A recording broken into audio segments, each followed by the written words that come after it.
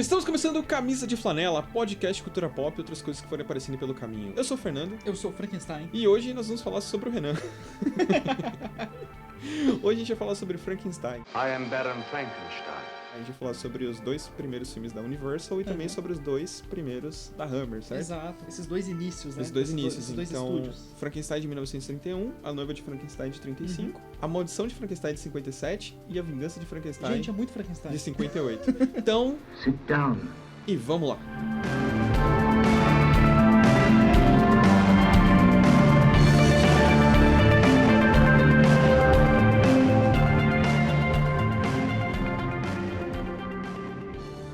Bom, a gente assistiu Frankenstein no Espaço Expressa, a gente assistiu Frankenstein e a gente assistiu A Noiva do Frankenstein. Sim. E Infelizmente não foi uma sessão dupla, né? Um atrás do outro. É, a gente não teve foi. que esperar uma semana.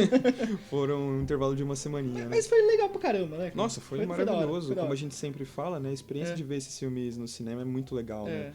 Porque é uma imersão diferente. Você vê na tela grande, com um som bem alto. E Parece que ele amplifica as emoções do filme, né? amplifica, né? A gente tá acostumado, né? Como você disse, ver tipo em casa, né? Então você vê lá é outra história, né? Você vê pela televisão, assim, eu sempre pelo menos faço esse exercício de imaginação de como seria ver no cinema, né? Ou até mesmo, como seria assistir esses filmes sem todas essas referências que a gente tem, de tipo, de várias décadas, assim, de Sim. história do personagem, o que a gente já espera da história. As pessoas na época estavam vendo o filme praticamente do zero, né? É. Tipo, eles estavam sentando lá e falando, não, beleza, bora ver o filme, né? E pra quem não conhece, cara, é muito imprevisível pra onde Muito. isso vai, né, Fê? E virou muito icônico, porque o visual do Frankenstein, ele ficou uma coisa tão forte que foi replicado, assim, cara, a infinito, né? Em desenho animado, filme, tudo que você Vale puder falar imaginar. que ele difere muito do livro, né? Sim. Até a forma como ele se comporta, que no livro ele é mais articulado, né? Ele tem mais diálogos. Até também difere da forma como ele foi adaptado no filme mudo, né? De 1910, da companhia do Thomas Edison. Nossa, nesse filme mudo é muito diferente. Ele é Meio barroco, né? Tudo é, pesado, ele assim. é bem mais monstruoso. Inclusive digamos, mais né? assustador, Mais cara. assustador. Esse filme de 1910 é muito legal, porque é um filme curto, acho que são o quê? 12, 13 minutos, né? E Ele tá de fácil acesso, eu diria, né? tá, e ele é muito legal, cara, porque ele pode parecer que não, mas em 10, 12 minutos eles conseguiram desenvolver bem o, Sim, o personagem, sim, sim. né? E aí que tá, isso eu acho que vai marcar em toda a adaptação do personagem, pelo menos das que a gente vai falar agora, né? Que é pegar um livro, assim, que tem quantas páginas, você lembra? Cara, tem 230, 220 e Enfim, poucas. e tentar pegar todos esses conceitos, toda essa história e adaptar pra um filme, pra filmes que às vezes tinham menos de 2 horas, né? Nossa. Menos de 1h30. Cara, 1h10, eu acho, né? É, cara. 1h10. E assim, você fala assim, 1h10. Não, cara, se você ver, você vai ver que 1h10 é pra você fazer muita E coisa. assim, o legal é que você vendo a história das duas séries, né? Tanto da Universal quanto da Hammer, eles vão pegando partes do livro e adaptando nos filmes sequentes, né? Uma coisa que eu reparo é isso, né? Eu sinto que, assim, eles trazem mais a ideia geral da coisa do que propriamente detalhe a detalhe, né? Exato. E isso, no fim, você vê que a essência tá ali,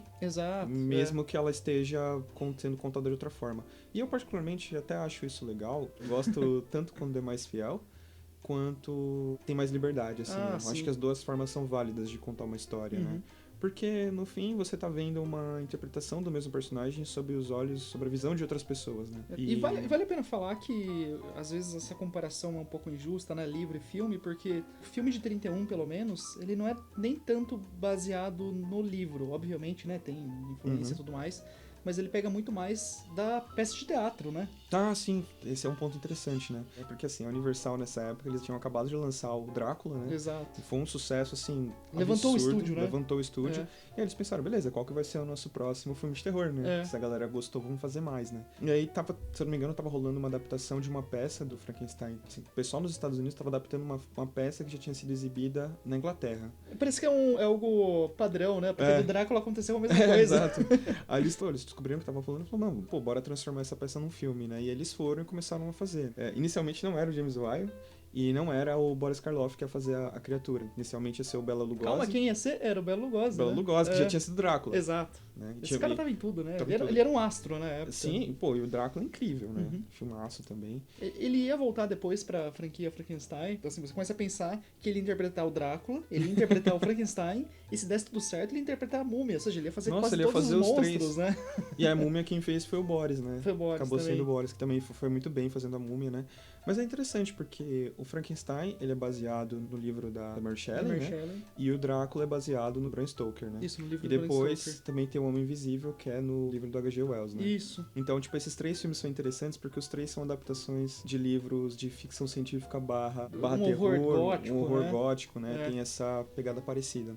E aí depois o estúdio teve a liberdade de fazer filmes um pouco menos baseados em literatura e um pouco mais... propriedades mais próprias, né? Que aí vem o Monstro da Lagoa Negra, o próprio Lobisomem é mais baseado em lendas do que propriamente num livro. Mas o engraçado né? é que você pega esses monstros, né? Que eles acabaram dando uma sumida depois, lá na década de 40, 50, assim, eles foram sumindo aos poucos, né? E eu acredito porque eles tinham uma pegada muito de se passar em tempos antigos, sabe? Tem uma pegada gótica muito forte, que até marcou muito o estilo da Universal, né? Ah, sim, com certeza. É engraçado que até quando você vai ver o ciclo final desses filmes e começam a vir as comédias, né, com Abbott e Costello e tudo mais, tem esse misto de, ok, esses caras são do tempo contemporâneo, mas as histórias são da época 1700, 1800, então fica aquela coisa de... Não dá pra definir muito bem o tempo que se passa. Mas falando do filme de 31 em si, cara, eu acho genial o trabalho de adaptação que foi feito, assim, visualmente, né, do diretor James Whale. Ele é um cara muito pouco falado, mas ele traz um visual muito interessante pro filme, né, é uma coisa muito gótica, assim, aquela coisa do cenário refletindo o aspecto psicológico dos personagens. Total, porque, por exemplo, quando eles estão na torre lá, né, você vê que é um negócio super escuro, super refletindo a emoção dele. Sim. Quando ele sai de lá e ele resolve casar com a Elizabeth e tal, que ele vai... Fica tudo mais claro, tudo mais bucólico, assim. Eles vão pra um jardim e tal, e obviamente, década de 30, ele tá fumando um cigarro. I am Baron Frankenstein. Mas tem toda essa parte também desses filmes terem, além desse aspecto visual muito forte, acho que ele usa muito a favor a questão do silêncio também, porque eles são filmes da década de 30, quando tá fazendo aquela mudança do cinema mudo pro cinema falado, e eu vou te falar, cara, não dá certo em todas as produções, algumas acertam, né, se o silêncio, não, às vezes acaba, pra gente vendo hoje, pode ficar parado, mas algumas produções acertam muito bem essa transição, assim, pelo menos da minha visão, pelo menos. Claro, porque pensa, o filme é de 31 e ele já tem voz, né? O filme de 1910, ele ainda é mudo. E é um intervalo aí de 21 anos. E aquilo, você né? compara... Uma mudança, um salto tecnológico muito grande num período muito curto de tempo. Você compara ele com... Apesar de eu também achar que o do Drácula funciona muito bem, eu acho que você vai vendo alguns saltos, sabe? A mesma coisa, você vê esse de 31 e depois vê o de 35 pelo mesmo diretor, ele tendo mais controle criativo, né?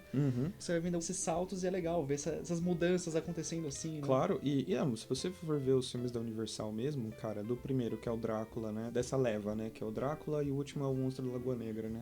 Da década de 50 já. Cara, é um salto, assim, tipo, colossal, assim. Às vezes é um salto que você vai vendo que os filmes vão ficando mais baratos, ou dependendo da franquia que você tá vendo, como o caso do Frankenstein. Começa no de 31, né? Ele começa numa produção até de alto nível pra época, né? Não é uma coisa grandiosa, mas tem um nível de produção bem legal. O de 32 tem um controle criativo ainda maior. Sim. Né? Depois, o terceiro filme, que é o Filho de Frankenstein, vai ter também um custo elevado, né? Também vai ter um apreço técnico muito alto. Depois, o quarto filme vai reduzir um pouco, né? Depois vão vir as comédias. Você vai ver uns altos e baixos, né? Esses altos e baixos. Não necessariamente altos e baixos, né? Depende do ponto de vista. Eu não falo altos e baixos no mau sentido, eu falo que, assim, você percebe altos e baixos no sentido que a coisa vai tomando caminhos, né? Exato. Como toda franquia, né, cara? Vai crescendo muito, nunca nada vai seguindo numa linha reta, né? A gente pegar, tipo, as próprias franquias recentes que a gente gosta e tal, sempre vai ter aquele filme que você fala, tá, esse aqui tá um pouco... Cara, quer ver uma coisa simples?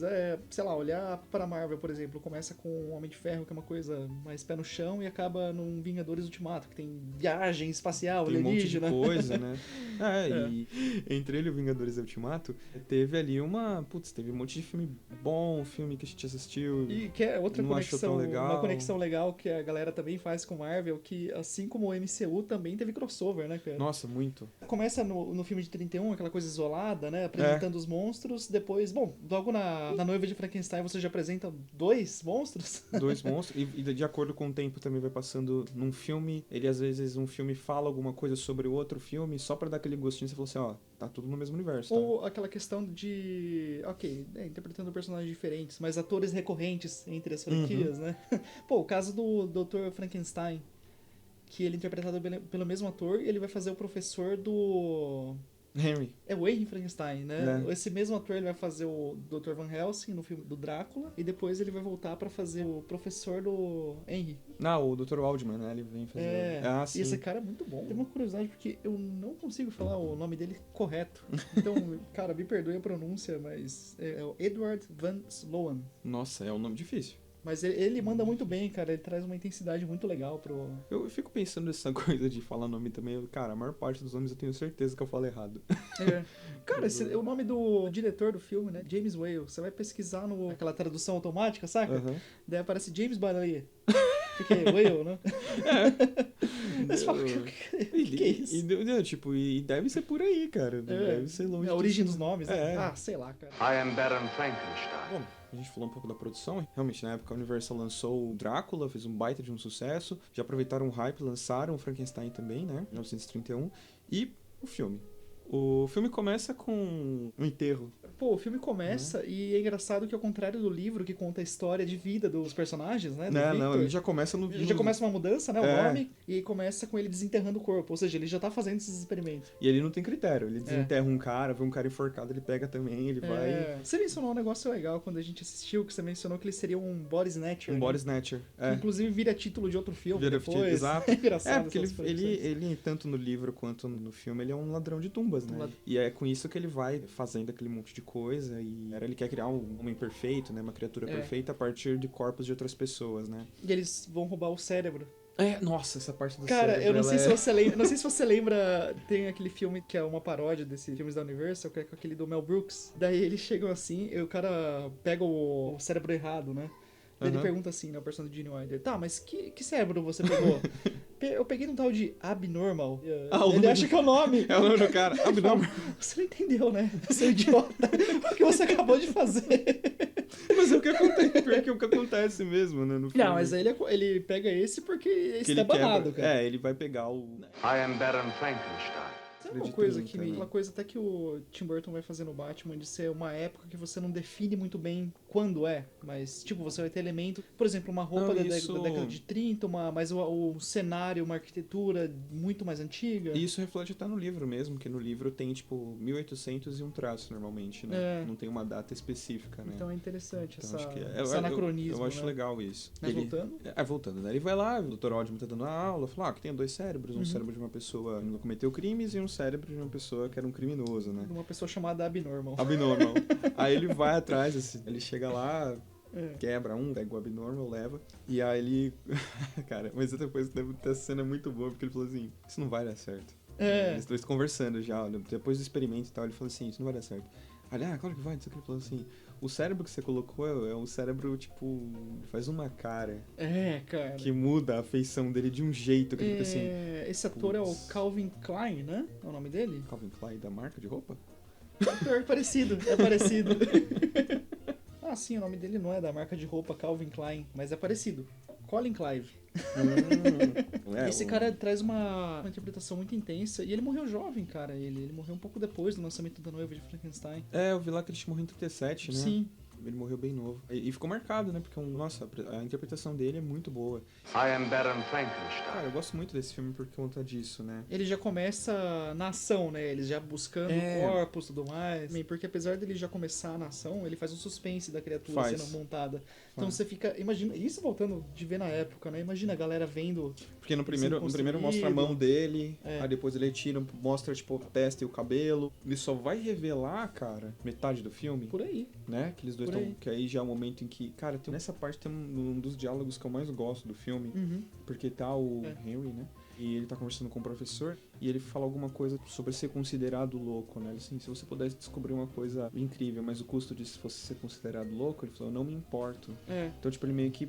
Ao mesmo tempo que às vezes você vê que ele tem um pesar pelo que ele tá fazendo, ele tem um paralelo de meio de ser um cara meio inconsequente. Ele vai até as últimas consequências em função do objetivo dele, né? Exato. Então, nesse diálogo ele deixa isso muito claro, né? Um conflito de pensamentos, né? O cara mais conservador das ideias, que seria o professor, pensando numa coisa, não pode fazer isso. E o cara mais querendo ir um pouco além na ciência. Sim.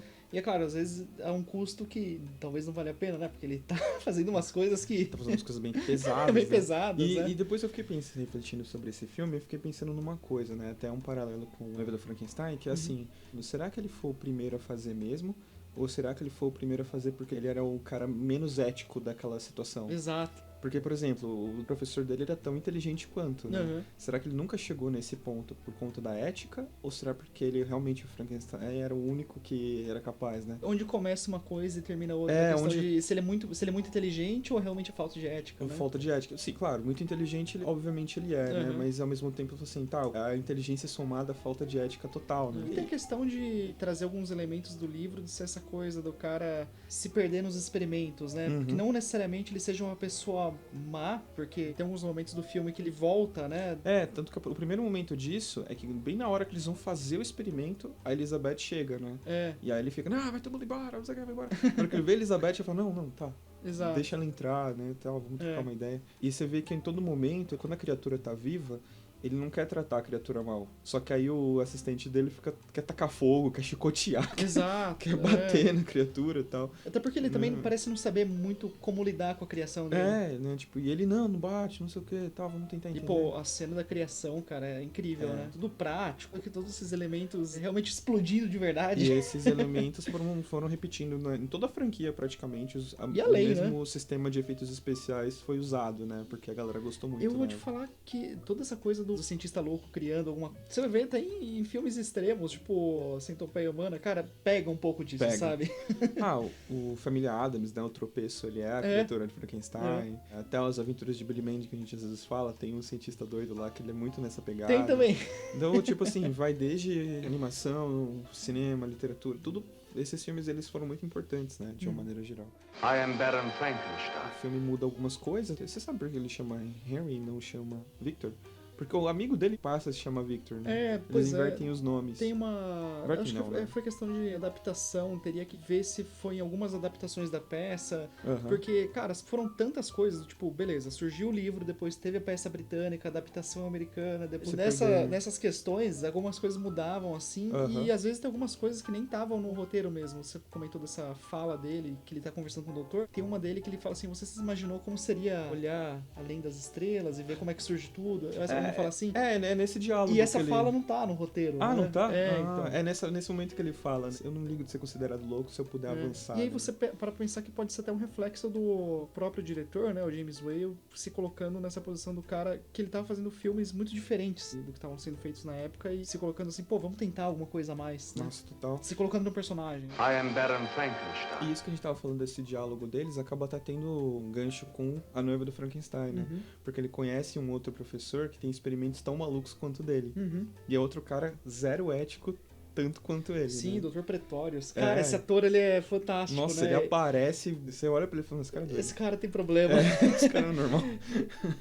Cara, aquela cena dos experimentos é fantástica, né? Os efeitos fenomenais, assim. Ele Pra hoje em dia, pra são hoje em efeitos dia. incríveis, cara. Aí que entra aquilo que eu tava comentando, né? Você falou assim, até onde é a falta de ética, até onde é a genialidade, no caso, a soma das duas coisas, né?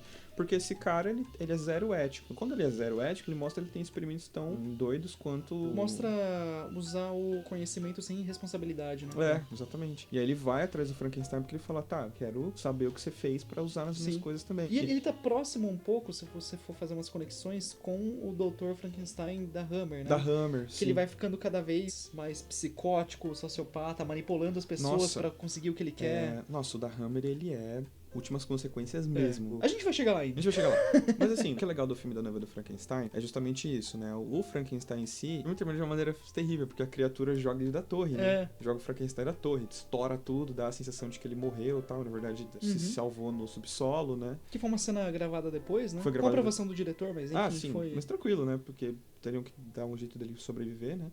E ali vem esse debate. Parecido com o livro, ele não quer mais, né? No livro tem esse momento. Sim, e é legal também que meio que uma continuação direta, né? E a partir do momento que a criatura surge no filme anterior, você vai acompanhando a vida dos dois. Como é no livro, né? Você vai acompanhando o segmento paralelo, né? né? Paralelo dos dois. E no segundo filme isso se intensifica ainda mais, né? Porque você já tem a criatura, você vê como ela sobreviveu. A criatura faz amigo, cara. Ah, cara, é minha cena favorita do filme essa. Cara, mas é tão sincero, né? Porque são duas pessoas tão explicando a cena, né? O monstro de Frankenstein tá fugindo e ele encontra uma cabana que tem um senhor cego que mora lá. Porque vale lembrar uma coisa interessante. No primeiro filme tem uma cena que foi cortada e depois ela voltou, que é a cena que ele joga a garotinha na água. Né? Mano, essa cena é pesadíssima, né? Depois aparece o pai dela carregando nos braços, assim. É terrível essa cena. Mas, ao mesmo tempo, mostra que ali ele se solta no mundo sem menor noção do que é as coisas. É uma criatura, né, cara? Uma criatura. Então, a primeira pessoa de ambos os filmes que começa a ensinar alguma coisa pra ele é esse cara. Que, né? Inclusive, pega uma parte do livro, né, que ele também encontra com o Sr. Cego, que depois, né, eles também vão se separar, né? Mas também tem essa questão de ensinar ele, né? Trata ele bem, é a primeira pessoa que não vai querer matar ele logo de cara, Exato. Né? E essa cena é muito boa, que ele ensina a fumar, ensina a beber. Nossa, cara, levou pro bar, meu amigo. Ele tá solto mesmo. I am Baron Frankenstein. Mas é uma cena linda, cara. A cena que ele agradece, né? Que ele tá agradecendo, poxa, obrigado por ter me trazido, né? Um senhor religioso, né? Ele agradece. Cara, é uma cena muito bonita. E aí né? é quando a criatura começa a ter os primeiros diálogos dela, né? Se você vê que ele podia evoluir pra ficar mais articulado. Mais articulado, porque até então ele não falava, ele começa a falar ali, né? Depois, obviamente, os caçadores chegam lá, veem que é ele. Isso faz ele voltar a fugir, né? Inclusive, um desses caçadores é o John Cardini. Você comentou que é o do Kung Fu, né? Que ele fez alguns filmes bem Kill legais, Bill. No Tempo das Diligências, o pai, né, no caso. Sim. O David Carradine não era tão velho assim. Não.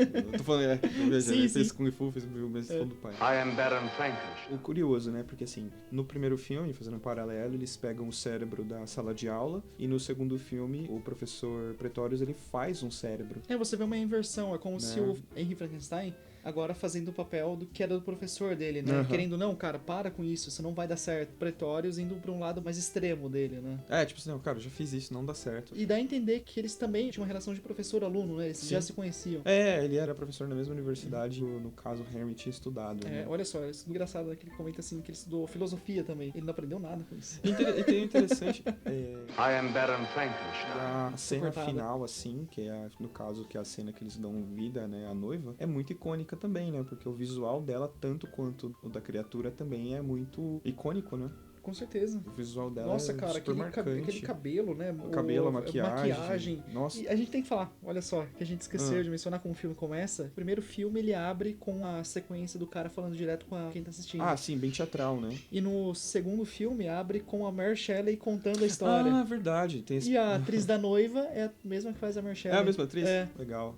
É interessante que o filme dá até esse susto, né? Porque, de repente, do nada ele tá numa sala... Mas é uma piscadela pra quem lê o livro, né? Ele falou assim, Mary, não sei o que. Você falou, pô, é verdade, a Mary Shelley. Inclusive como foi escrita, né? Ela, o esposo e o Lord Byron presos dentro da casa. Exato, né? Exato, é uma referência muito interessante, né? Depois, uns 5, 10 minutos, aí sim, começa a história. E serve pra recapitular o que aconteceu. Cara, muito inteligente. E é interessantíssimo que ela fala, né, sobre a ideia do cara que quis ser Deus e que deu tudo errado, né? Ela deixa isso bem claro. Você comentou da noiva, né? É legal que você tem a mesma atriz interpretando o monstro e a criadora, né? Que deu origem a tudo isso. E, pô, maquiagem, né? Tudo se dá pelo cara que fez todos esses designs, que é o Jack Pierce. Pô, o cara criou designs que são referenciados até hoje na questão dos monstros. São, assim, incríveis, né, cara? Todos os monstros da Universal foi ele que planejou tudo todos isso. Os monstros da Universal são marcantes. Tipo assim, todos, assim... Tem muita coisa da silhueta, né? De você ver assim, você já você reconhece. I am Baron Frankenstein. E daí tem toda essa questão, como a gente comentou, de dividindo o tempo de tela dos dois personagens principais, a criatura de Frankenstein e o Henry Frankenstein. E no momento eles se cruzam, porque basicamente no final o Pretorius tenta usar o Frankenstein pra conseguir criar a noiva, né? E ele usa o monstro pra conseguir fazer com que ele faça isso, né? Fazer a força, né? Sim, é. Sequestrei sua mulher, você vai fazer ou não? Você vai fazer ou não? E acaba com a criatura se sacrificando. E outra coisa que eu queria comentar é como tem bastante alegoria religiosa, né? De simbolismo, de você ver no cenário, quando ele vai no cemitério. Pô, lugar cheio de cruz, né, cara? Até a própria Mary Shelley, que eu comentei, né? Ela parafraseando, né? Mas ela fala...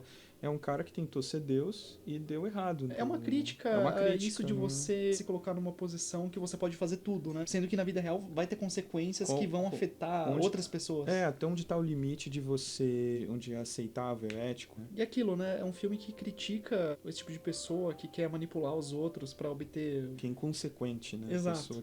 E é isso, né? A gente vê diariamente pessoas que passam por cima, massacram quem for, pró de objetivos... E assim, o monstro passa por um martírio, no final ele se sacrifica, e dá a entender que ele morre, né? Apesar disso, vão ter sequências. Essa cena que a gente tava comentando, que ele começa a dialogar, cai muito nessa, né? Que ele falou assim, a gente pertence à morte, vocês pertencem à vida e vão embora, né? E dá a chance pro Frankenstein e pra Elizabeth, né? Irem embora, enquanto ele, a noiva que deu, coitado, pouco tempo no filme. Cara, e já se torna icônica, né? Já se tornou icônica. Porque ela é né? apresentada de uma maneira tão... Mesma coisa, mantém a questão do suspense, de você ver ela surgindo aos E poucos. você vê que ali rola até uma evolução da parte de desenvolvimento, porque a criatura ela é toda estranha. Uma coisa que tinha na minha cabeça que eu acabava confundindo de qual filme era qual, tem a cena que ambas as criaturas surgem, lembrava muito bem de uma cena externa que um raio cai na torre. É do segundo, não do primeiro. No primeiro não mostra uma cena externa de um raio batendo na torre. No segundo mostra. Outra fala que também acaba voltando é que ele fala sit down, né? Sente-se. Primeiro ele fala isso pra criatura, depois a criatura fala pra ele. E assim, a gente vai entrar nos filmes da Hammer, essas coisas ficam voltando. I am Baron Frankenstein. Hammer, a gente vai falar agora de filmes que o que acontece, né? A Universal, nesse período, já tinha parado, né? Nossa, ela passou por várias mudanças, né? Gerência, depois acabou mudando o foco que eles queriam dar pra esse tipo de filme. Acabou vindo outros tipos de monstros, né? Monstros mais contemporâneos à época. Aquela coisa do monstro atômico. Sim. Tinha toda uma ligação com o que estava acontecendo na época. Daí vem a Hammer e eles começam a resgatar esses monstros clássicos, né? Exato. Depois eles até fazem um acordo com a Universal, né? De distribuição e tal. Fazendo certo. Com a Warner também. Mas inicialmente a questão era que a Universal falou, você não pode repetir nada do que a gente fez. Porque eles mudam completamente, né? Aquela coisa do It's Alive, nada disso. E aí que vem um ponto interessante, né? Porque no filme do Frankenstein, que é de 1957, né? Vem com o Peter Cushing fazendo o Victor, né? Aí sim ele chama Victor. Aí sim se chama Victor. Victor Frankenstein. E é interessante porque muda esse diferente do filme de 31, ele mostra a origem do Frankenstein. O foco é no Frankenstein. O foco é no Frankenstein. Então, tipo assim, o outro já começa com ele, assim, eles chegando no momento do experimento, sendo feito e tal. Nesse não, ele mostra desde ele criança e tal. Vou falar uma coisa, reassistindo, cara, eles fizeram um casting muito bom, porque aquele moleque parece o Peter Cushing. Parece o Peter Cushing. É muito igualzinho, cara. E sabe uma coisa que eu fiquei pensando, cara? O Peter Cushing no segundo filme tá mais novo que no primeiro. Não sei o que aconteceu ali, não? Pois é, né? I am Baron Frankenstein. Enquanto no filme de 31 eles chamam o Dr. Waldman, no filme 2 é o Dr. Cramp, né? Que são os dois professores do Victor no livro. Eles usam professores diferentes. E eles meio que seguem um pouquinho a estrutura do livro, que começa com o Frankenstein contando a história dele. Ah, sim, exatamente, né? Ele, no caso, ele tá na prisão, ele recebe um padre, e aí o padre acha que ele vai meio que se confessar, mas na verdade ele fala, não, eu quero que você conte a minha história. Eu vou te contar porque talvez você acredite nela. E as pessoas te acreditam em você, né? Porque em mim ninguém acredita, talvez em você legal que acredite. O padre tenta tirar dele da reta no sentido de, meu amigo, não posso mudar nada. Ele insiste, não, cara, continua. Continua, né? Pô, eu já pedi desculpa, fica, né? Essa cena.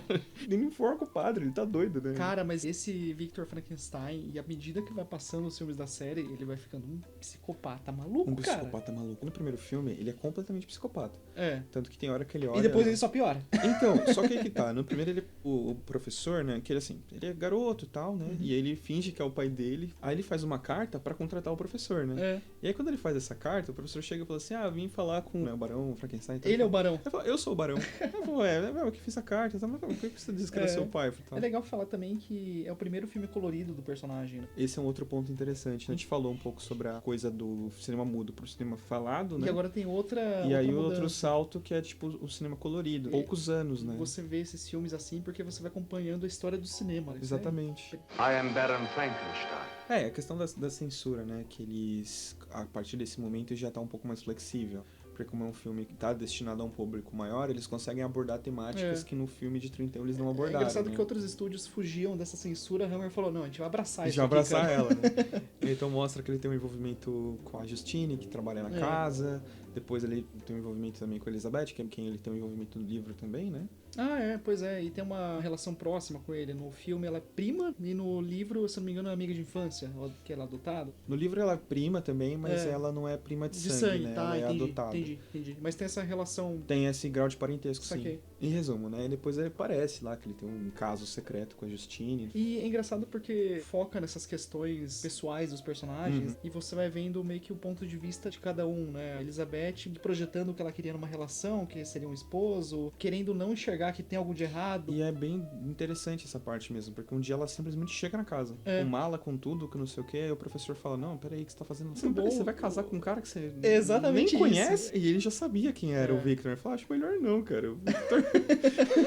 Aí que tá, dos pontos de vista, por exemplo, o professor dele começa com uma relação de amizade, aquela coisa do tutor, e ele também começa, só permanece uma questão de respeito, né? Porque, pô, ele viu o garoto crescendo, tem aquela coisa do aprendiz que superou o mestre, e é meio que uma amálgama de dois personagens, porque ele, além de fazer o professor, ele faz o papel do criado também. Porque ele já se mostra um cara inteligente, porque ele não quer um professor que não tenha o nível que ele quer. Parece que ele vai atrás de vários professores até chegar no Cramp e falar, não, beleza, esse é o cara. Então o Cramp primeiro ensina tudo que ele tem, aí eles nivelam e começam a trabalhar juntos, e aí desnivela que o Frankenstein começa a passar com as ideias em cima dele, né? Uhum. E a parte que mais me chama a atenção da relação deles dois é que às vezes o Frankenstein, tipo, o Peter Cushing é um cara muito classudo, né? Sim. Aí tem hora que ele tá falando um absurdo completo, assim, uma coisa terrível. E tá falando com uma calma, uma cara, assim, de tipo... Como se fosse a coisa mais normal do mundo. E o cara olhando pra ele, tipo, mano, você tá louco, né? Tipo, que O absurdo. forte dessa versão são os diálogos e as interpretações. Peter Cushing, por exemplo, era um cara que ele interpretou peças, né, no autor teatral, e algumas dessas peças foram filmadas. Inclusive, ele foi contratado por conta disso. Algumas peças que ele fez eram peças filmadas e passavam na televisão. Normalmente a galera parava pra assistir, né? Ele alcançou esse status de um autor mais clássico. E em paralelo também, ó, que a criatura nesse filme é feita pelo Christopher Lee. Sim, que é o primeiro papel de destaque nele, que depois ele ia fazer outras depois ele volta também como Drácula. Ele traz uma coisa diferente do Karloff, que ele traz um monstro até mais sensível, né? Até a maquiagem ser mais decadente também. Você vê que ele, sim, não fala. Mas ele sempre parece triste, né? Mas ele, através das expressões, ele transmite muito do tormento que é pra aquela criatura, né? É como se fosse uma coisa dolorosa, né? E toda oportunidade que ele tá menos preocupado em... Lógico que ele tem as partes que ele luta, mas ele tá mais preocupado em fugir do que em lutar, cara, né? Ele quer se afastar, né? É um animal ferido, né, cara? Exato. E o Victor, nossa, crudelíssimo, porque no primeiro momento ele fala assim, não, eu vou fazer quantas cirurgias nele eu quiser, enquanto não chegar na perfeição. Ele já é todo estranho, ele vai ter aquela cena da floresta, ele atira, depois ele volta e faz uma cirurgia no cérebro dele e ele fica com um pedaço da cabeça, uma cicatriz gigantesca, assim, você vê que ele tá realmente em sofrimento. A gente mencionou, né? o James Whale, que fez vários filmes da Universal, é legal mencionar o Terence Fisher, que também fez vários filmes desse ciclo da... Que ele trouxe muito a cara dessa franquia. Ele tem um estilo muito próprio, assim, que você vê essa coisa bem gótica, né? Dos 7 filmes do Frankenstein, ele dirigiu 5, se eu não me engano. Por aí. Né? Ele fez outros filmes também, mas a série Frankenstein foi essa. E é legal que, assim, os da Universal, eles tinham um orçamento maior, tinham os estúdios, as miniaturas, né, tudo mais. Esse filme foi literalmente gravado numa casa. Sim. E o que dá uma coisa, tipo... Assim, depois que você sabe disso, você meio que compra, né? Porque você vai entendendo, beleza, isso é uma casa mesmo, você consegue enxergar os cômodos lá. E faz sentido pra história, né? Porque, por exemplo, a única forma deles conseguirem fazer aquela loucura toda é estando em isolamento total. Se eles estivessem fazendo isso no meio de uma cidade, não ia dar certo. É legal que você para pensar, tem umas coisas meio meta, né? Porque é o experimento do Frankenstein e é o experimento da Hammer fazendo esse tipo de filme também. Exato. Então tem uma coisa de a arte imitando a vida. A vida imitando a arte. Eu errei a frase. É o Chapolin, né? I am Baron Frankenstein. Aí vem a sequência, né? Que conversa muito com o primeiro, mas o perfil do Victor já muda bastante. Já muda, cara. E aí é que eu fiquei pensando, no primeiro filme, tem aquela coisa de ser aquele cara bem classudo e fazendo absurdos, e o Dr. Cramp sendo meio que a alça do bom senso ali, falando, não faz isso, para com isso. Tem uma hora que ele fala, cara, eu desisto de tentar te salvar, eu vou embora. Chegou um momento que ele só tá lá pela Elizabeth, Elizabeth, tentando tirar ela dessa loucura. Ele vai voltar só no casamento. E aí no segundo filme, o cara que auxilia ele é tão doido quanto. Exato. Aí você vê que os dois mantêm uma linha mais educada, porque os dois estão coniventes com os absurdos que eles estão fazendo, né? Sim. Então... Outra conexão que me veio na cabeça agora, se você parar pra pensar como tá tudo conectado. No terceiro filme da Frankenstein, que é o filho do Frankenstein, quem interpreta o personagem título, né? É o Basil Rathbone, que fez o Sherlock Holmes numa série de filmes dos anos 30. E o Peter Cushing também fez o Sherlock Holmes. Não, mas isso foi essa coisa de personagens revisitando papéis uns dos outros. Embora Karloff fez Dr. Frankenstein no filme, ele fez a criatura em outro filme. O Bela fez a criatura, né? O Frankenstein não chegou a fazer, né? Ele chegou a fazer. Chegou a fazer o Frankenstein? E ele também fez o Drácula. E ele fez o Ajudante também. E o Christopher Lee fez o Drácula e a criatura. Exato. Então, tipo assim, todo mundo fez tudo. Todo mundo fez tudo, cara. Mas assim, depois no segundo filme tem uma coisa curiosa, porque o primeiro filme termina, spoiler, com ele sendo decapitado. Sabe uma coisa que eu acho tão interessante, tanto nos filmes da Hammer quanto nos filmes da Universal? Se o filme acabasse ali, eles não dão gancho pra uma continuação continuação, embora a continuação seja... Sabe o que eu penso? É de roteirista do próximo que se vire. Mas eu acho que isso é um acerto, sabia? Porque, por exemplo, se você assistiu só o primeiro e você não assistiu o segundo, o primeiro é fechadinho. É uma coisa que acontece tanto nos filmes da década de 30 quanto nos filmes da Hammer, né? E aí o segundo filme começa com 2 ladrões de corpos. Vão lá desenterrar um corpo e descobrem que tem um corpo de um padre.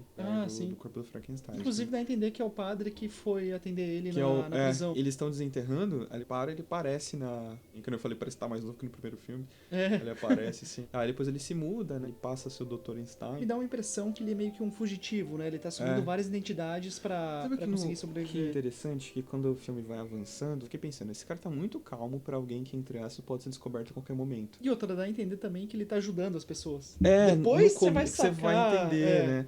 Mas no primeiro momento eu falei assim, esse cara tá muito tranquilo, porque, entre aspas, é um fugitivo. Quer dizer, porque ele não chega a ser um fugitivo, porque todo mundo acha que ele morreu de fato. Aí os caras falam, quem que é esse cara que chegou aqui na cidade, tá atendendo as pessoas, não veio aqui no Conselho de Medicina virar amigo da gente, né? Aí nessa que o cara que passa a ser o ajudante dele descobre, fala, eu tava na festa de aniversário que você matou o brother. Eu tava lá, né? Tá, então você vai falar pra todo mundo? Eu falei, não, eu quero te ajudar, quero conhecer isso. Eu falei, não, o cara é doido que nem ele. Exato. Aí depois, só no final do filme que você entende que dali pra frente ele não tem mais essa coisa de se fixar num lugar. A ideia dele é continuar a pesquisa, seja... Ele quer atingir o fim dele de qualquer forma, cara. Exato, e forjar a morte dele mais vezes, ele não tá preocupado em ser descoberto. A gente tá falando de continuidade, são filmes que, como você falou, né? Parece que no final do filme eles matavam e o roteirista seguinte que se... Mas tem uma continuidade, mas algumas coisas acabam mudando, sabe? Isso é interessante, né? Porque existe a continuidade, tem a linha ali no meio que tá dizendo o que tá acontecendo, que puxa uma história pra outra, mas ao mesmo tempo traz elementos novos, um comportamento novo pra ele. Foi algo muito que trouxe um certo frescor pra época, né? Trazer essa nova visão sobre o personagem. No filme seguinte, Mal de Frankenstein, ia voltar alguns elementos da Universal, a questão do visual do monstro, do laboratório, e uns retcons, né? Entrar uns retcons. Depois ia voltar um pouco do que era anteriormente. Então, são visões, né? Pra quem não sabe, a Hammer produziu 7 filmes, né? Exato. No total, ao longo de muitos anos. Teve até um piloto de uma série de TV. I am Baron Frankenstein. A gente quis trazer aqui os 2 primeiros, né? De cada um. De cada franquia, de cada estúdio. Eu trouxe os 2 primeiros da Universal e os 2 primeiros da Hammer. E é engraçado você comparar como vai seguindo algumas coisas, as similaridades, as diferenças. Vão ter alguns filmes que vão puxar pra uma comédia de ambos os lados, né? Exato. A Hammer vai ter um filme que vai puxar pra um lado, depois a Universal, no final da trajetória, vai ter os crossovers com os comediantes, né? Tipo, até o próprio Homem Invisível da Universal, ele já tem um climinha comédia. Os 2 estúdios vão se aventurando por novas abordagens, né? Os filmes vão ficando mais caros, vão ficando mais baratos. Exato. Você vai vendo quase com um padrãozinho se seguindo. E aí foi isso, a gente quis trazer, assim, os 2 primeiros, fazer os paralelos, né? Aproveitando que a gente teve a oportunidade de assistir. São 2 séries de filmes muito importantes que influenciaram uma galera. Os filmes dos anos 30 influenciou, sei lá, Looney Tunes. Os filmes da Hammer vão influenciar uma galera, tipo Scorsese, John Carpenter, galera que vai citar em entrevista, que admira esses filmes. Exatamente, porque são filmes muito importantes, né? Enquanto os filmes de 31 e 35, né, tem aquela cara bem teatral, esses já tem a cara do que a gente vê com paralelo ao cinema de hoje, né? Trazer uma coisa mais, o foco no drama pessoal do personagem, Exato. né? Mas é muito legal, né? Isso somado à oportunidade de a gente ter visto os 2 primeiros no cinema, e vai sair uma versão nova. Dirigida pelo Guillermo del Toro. Exatamente. Bom, ele já fez, entre aspas, a versão dele do Monstro da Lagoa Negra, né? Ah, verdade, né? A forma da água, né? Exato. E agora ele vai fazer o Frankenstein mesmo. Eu tô bem curioso com esse filme. A pegada dele tá me lembrando muito a pegada daquele filme do De Niro, sabe? O Frankenstein de Mary Shelley. Um pouco mais apegado ao livro, né? Esse filme de 94, ele é dirigido pelo Kenneth Branagh. Olha só a carreira desse cara. Ele dirigiu adaptações de Shakespeare, dirigiu Frankenstein, dirigiu Thor. Bem versátil. Lembrou um pouco disso, porque me parece que ele tá indo pra um lado mais, vamos adaptar o livro. Eu senti isso também, que ele tá indo mais pro lado do livro. Não faz muitos anos teve também uma adaptação com o James McAvoy.